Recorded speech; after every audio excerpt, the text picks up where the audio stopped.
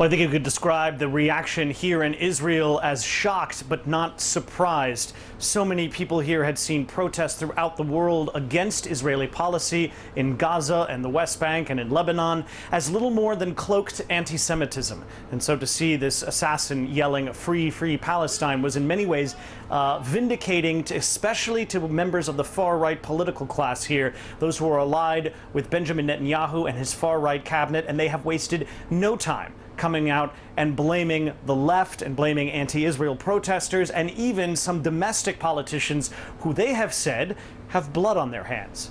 There is one top opposition leader who is a center-left politician. He came out with a statement just a couple of days ago saying that Israel was turning into a pariah state because of its policies in Gaza. And now a lot of anger has been focused on him, even though it's unclear whether or not this perpetrator would have even known who this Israeli politician was. A lot of folks here are also angry, especially in the political class, at the continuing protests that have been going on. And we heard from Gideon Sa'ar, he's the foreign minister, placing blame squarely on a lot of this anti-Israel opposition, and once again saying that this is not anti-Israel, this is not political, this is simply anti-Semitism, and they are pointing to this perpetrator as vindication for that position that they've had for quite a long time. Matt Bradley, NBC News, Tel Aviv.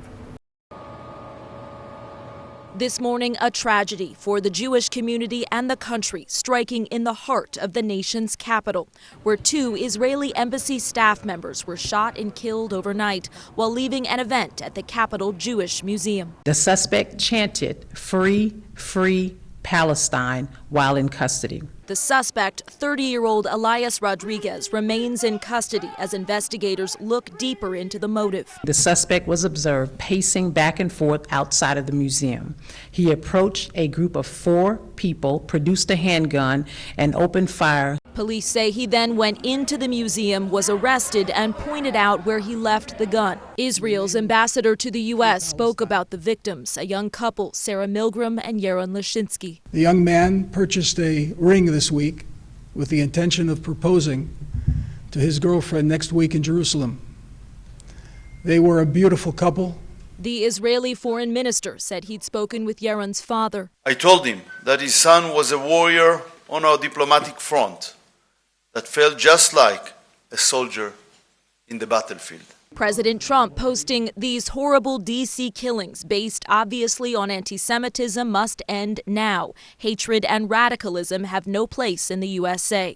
The U.S. Attorney General promising justice. We'll be doing everything in our power to keep all citizens safe, especially tonight our Jewish community. Israeli Prime Minister Benjamin Netanyahu condemned the killings and said he'd ordered Israeli missions around the world to increase security. In Washington, Alice Barr, NBC News. Condolences are pouring in from Capitol Hill, across the country, and around the world as the director of the FBI said its Joint Terrorism Task Force has joined in the investigation.